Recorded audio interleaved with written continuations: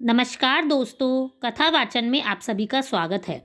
मकर संक्रांति किस दिन मनाई जाएगी और मकर संक्रांति के दिन आपको क्या करना चाहिए, ये सभी बातें जानने के लिए आप इस वीडियो को अंत तक जरूर देखिए। अगर आपने अभी तक इस चैनल को सब्सक्राइब नहीं किया है तो प्लीज़ इस वीडियो को लाइक और चैनल को सब्सक्राइब करना ना भूलें और बेल बटन भी ज़रूर दबाएँ। जैसे ही जनवरी आता है हम सभी को मकर संक्रांति का इंतज़ार होने लगता है। मकर संक्रांति से एक दिन पहले मलमास की समाप्ति भी होती है और इसी त्यौहार से वसंत ऋतु का आगमन भी होता है।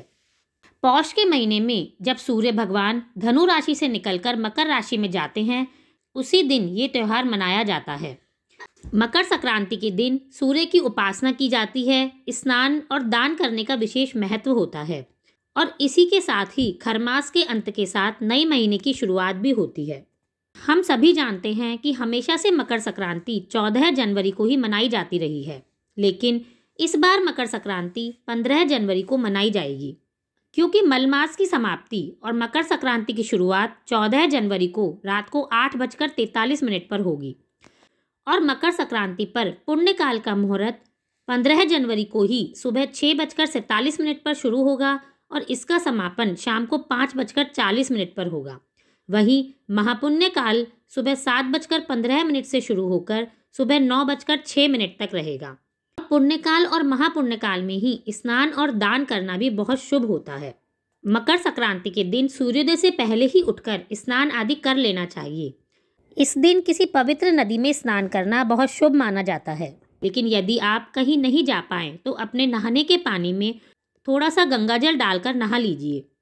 इसके बाद एक लोटे में जल लेकर उसमें थोड़ी सी कुमकुम, थोड़े से फूल डालकर सूर्य भगवान को अर्घ जरूर दें। इस दौरान आप ओम सूर्याय नमः मंत्र का जाप भी जरूर करें। अगर हो सके तो मकर संक्रांति के दिन श्रीमद् भागवत के एक अध्याय का पाठ भी करें और गीता का पाठ भी करें।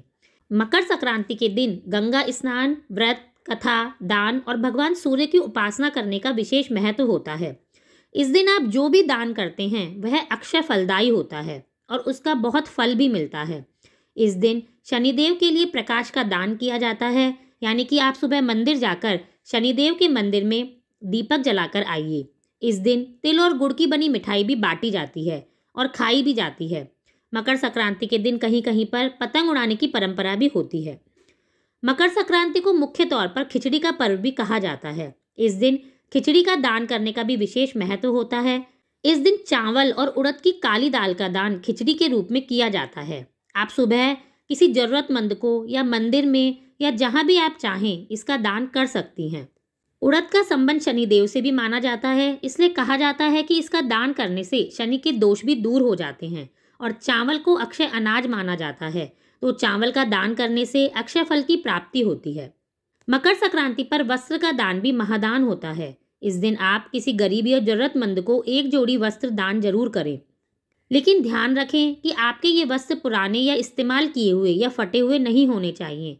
अगर हो सके तो नए वस्त्रों का दान करना ही सबसे उचित होता है। मकर संक्रांति के दिन घी का दान भी किया जाता है क्योंकि घी को सूर्य और गुरु से जोड़कर देखा जाता है। मकर संक्रांति के दिन गुरुवार भी है, तो इससे घी के दान का महत्व और भी बढ़ जाता है। मकर संक्रांति के दिन आप दान आदि जो भी करें वो अगर शुरू के 6 घंटे के अंदर ही किया जाए तो उसका भी विशेष महत्व होता है, यानी दान आदि सुबह के समय ही करना चाहिए। दान देने के लिए किसी समय का इंतजार नहीं करना चाहिए और ध्यान रखें कि दान आप हमेशा अपनी कमाई का ही करें। जो धन किसी को दुख देकर कमाया गया हो और उस धन का अगर दान कर दिया जाए तो ऐसे दान का कोई फल नहीं होता। इसके साथ ही आप यह ध्यान रखें, ऐसे लोगों को भी दान कभी नहीं दें जो दिए हुए दान से कभी संतुष्ट नहीं होते और दान लेने के बाद दानदाता का अपमान भी करते हैं। मकर संक्रांति के इस शुभ अवसर पर किसी किसी प्रांत में 14 चीज़ें भी मनसी जाती हैं। इसमें कोई भी 14 चीज़ें लेकर आपको भगवान को अर्पण करना होता है और फिर उन्हें 14 ज़रूरतमंद लोगों में बांट देना होता है। इन सभी बातों को ध्यान में रखकर आप मकर संक्रांति का पर्व बनाएं तो आपको आपके दिए हुए दान का पूरा फल भी मिलेगा। आप सभी को मकर संक्रांति की बहुत बहुत शुभकामनाएं। धन्यवाद।